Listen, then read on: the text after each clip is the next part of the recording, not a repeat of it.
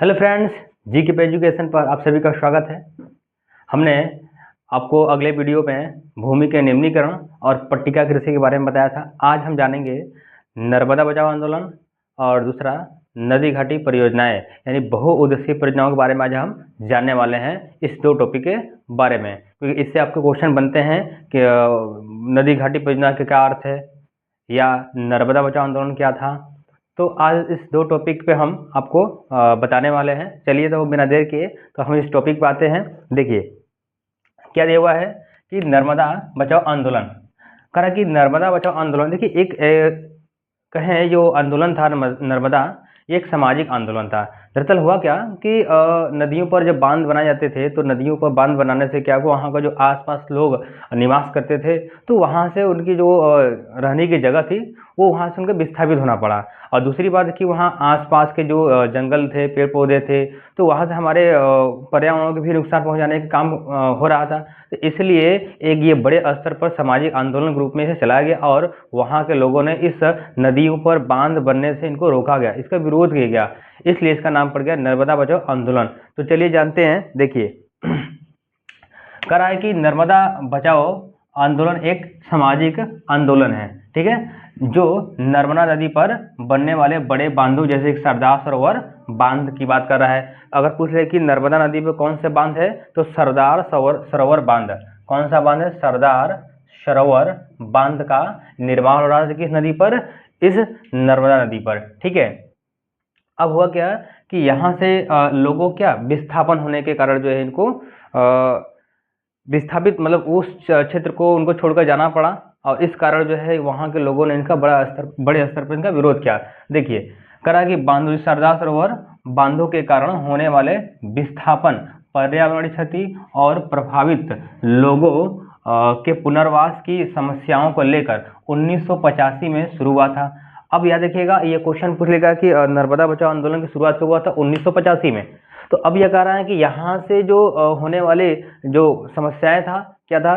पहला है विस्थापन, फिर पर्यावरण क्षति, इससे क्या हुआ, लोगों को है ना प्रभावित होना पड़ा और इस कारण इस आंदोलन का बड़े स्तर पर किया गया विरोध, ठीक है। देखिए अगर इसके नेतृत्व की बात करें, इसका नेतृत्व किसने किया था? तो मेधा पाटकर ने किया था। मेधा पाटकर क्या किए? इस आंदोलन का नेतृत्व किए। तो कह रहा है इस आंदोलन का मुख्य उद्देश्य देखें तो विस्थापित लोगों के अधिकारों की रक्षा करना, उचित पुनर्वास करना और पर्यावरण की रक्षा करना, ये मुख्य इसका उद्देश्य था। देखिए अगर आपसे पूछ लिया जाए कि नर्मदा बचाओ आंदोलन का मुख्य उद्देश्य क्या रहा, तो यहाँ पर लोगों को उचित पुनर्वास, यानी अगर नदियों पर बांध बनाए जा रहे हैं तो वहाँ के लोगों को न उचित स्थान दिया जाए ताकि वहाँ अपना पुनर्वास दोबारा स्थापित कर पाए। दूसरी बात कि जो हमारे पर्यावरण है, पर्यावरण को भी नुकसान पहुंचाए जा रहे थे, ठीक है। इस कारण पर्यावरण की रक्षा करने के लिए भी इसका विरोध किया गया, ठीक है। तो इस तरह से यहाँ पर लोगों की रक्षा करना, पुनर्वास की बात करना और पर्यावरण को क्षति से बचाना, ये मुख्य उद्देश्य रहा हमारे नर्मदा नदी का जो आंदोलन था, ठीक है।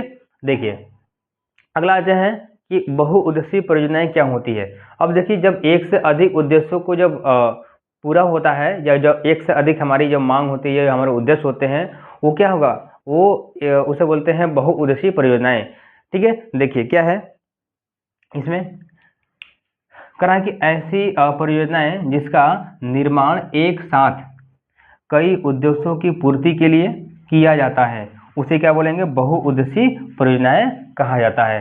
यानी क्या इसमें एक से अधिक उद्देश्यों को पूरा किया जा रहा है, एक से अधिक जो भी उद्देश्य है उसकी है ना पूर्ति की जा रही है, तो क्या कहलाएगा? वो बहुउद्देशीय परियोजनाएं कहा जाता है। जैसे अगर हम बात करते हैं कौन कौन से उद्देश्य है, तो पहला है बाढ़ नियंत्रण, पहला दूसरा है सिंचाई के जलापूर्ति, जल विद्युत, मछली पालन, वन्यजीव संरक्षण, पर्यटन आदि। ये हमारे जो नदी घाटी परियोजनाएं हैं, बहुउद्देशीय परियोजनाएं हैं, एक से अधिक जो हमारी मांगों की क्या कर रहे हैं? पूर्ति कर रहे हैं, ठीक है। जैसे अब हमें नदियों पर जब बांध बना दिया जाएगा, अगर मान लेते हैं कि ये इधर है, इस नदियों के ऊपर इधर पीछे पूरे पानी है, तो इसके ऊपर ना बांध बना दिया जाए, इस तरह से बांध बना दिया जाए, ठीक है। तो पानी क्या होगा? पूरा पानी इस तरह से पीछे इस साइड की ओर जो है पूरा इकट्ठा हो जाएगा और यहाँ से इस तरह से जो कुछ बड़े बड़े फाटके, दरवाजे इस तरह से होंगे, ठीक है, इस तरह से होंगे ताकि यहाँ से पानियों को हम क्या करें, छोड़ पाएँ। दरअसल है क्या कि यहाँ पर इस सारे पानी को इकट्ठा होने पे क्या होगा, तो यहाँ पर जब पानी इकट्ठा होगा तो इसके लिए इसका पानी जो होगा हम सिंचाई के रूप में इस्तेमाल कर सकते हैं, मछली पालन के रूप में कर सकते हैं, और बिजली उत्पादन में कर सकते हैं, और दूसरी बात है कि जो बाढ़ का जब पानी होता है उसको नियंत्रित कर सकते हैं। तो इस तरह से नदियों पर बड़े बड़े बांध का निर्माण किया जाता है ताकि हम पानी को एक इकट्ठा के रूप में रोक पाएँ, और उस पानी का इस्तेमाल हम कई उद्देश्य के रूप में कर पाते हैं। यानी कि बाढ़ को नियंत्रण करना, यानी पहले बात कर रहा है कि जो बांध बनेगा, जो नदियों में पानी आता है तो उस पानी को रोकने का काम करेगा, नियंत्रित करने का, यानी पानी की जो गति होता है उस पानी की गति को हम इस बांध के द्वारा रोक पाएंगे, ठीक है। देखिए उसके बाद अगर सिंचाई के लिए भी जलापूर्ति भरपूर मात्रा में हम देखें तो नदियों के जो ऊपर बांध बनाए जाते हैं तो उस बांध का पानी का इस्तेमाल हम कहाँ करते हैं, सिंचाई के रूप में करते हैं। आज छोटे नहरों के द्वारा, बड़े नहरों के द्वारा, है ना, बड़े नहरों के साथ छोटे नहरों को जोड़ा जाता है ताकि वहाँ से पानी किसानों को न एक अच्छे रूप में मिल पाए और उनकी खेतों की सिंचाई आसानी से हो पाए। तो इसलिए नदियों को जब बांध बने होते हैं उन पानियों का इस्तेमाल हम सिंचाई के लिए करते हैं। दूसरी बात है कि बिजली उत्पादन, तो सबसे बड़ी बात कर रहे हैं बिजली, जो आज हमें बिजली मिल रही है तो बिजली का उत्पादन किससे हो रहा है, पानी से हो रहा है, ठीक है। क्योंकि होता क्या है कि जो नदियों पर बांध बनाए जाते हैं तो उस नदियों पर जब बांध बनाए जाते हैं तो उस पर एक बड़े से टरबाइन मशीन लगाकर जो है उसको ऊपर से पानी को गिराया जाता है, ठीक है, पानी के गिराया जाता है, और एक पंखे टाइप का पंखा होता है, उस पंखों के ऊपर जब गिरता है तो पंखा जब चलता है तो क्या उससे हमारी बिजली उत्पन्न होती है। तो नदियों को जब बांध बना होता है इस पानी का इस्तेमाल हम कहाँ करते हैं, बिजली उत्पादन में करते हैं, ठीक है। दूसरा है कि अगला है आपका मछली पालन। अब बांधों में जो पानी होता है मछली के लिए, ने मछलियों का पालन भी इस बांध के जो पानी का जो हम रोक रखे हैं इसका इस्तेमाल मछली पालन में करते हैं, ठीक है, ध्यान रखिएगा। तो दूसरा पर्यटन, अब जहाँ बड़े बड़े बांध है वहाँ पर्यटन भी आते हैं, मतलब घूमने के लिए बहुत देखेंगे तो घूमने फिरने वाले लोग आते हैं, तो पर्यटन का काम करता है हमारा कौन, ये बांध। तो ये हमारे नदी घाटी परियोजनाओं जो बने बांध है, ये इसका एक से अधिक उद्देश्य है जो कहलाता है नदी घाटी परियोजनाएं, ठीक है। इसका उद्देश्य आपको पता चल गया।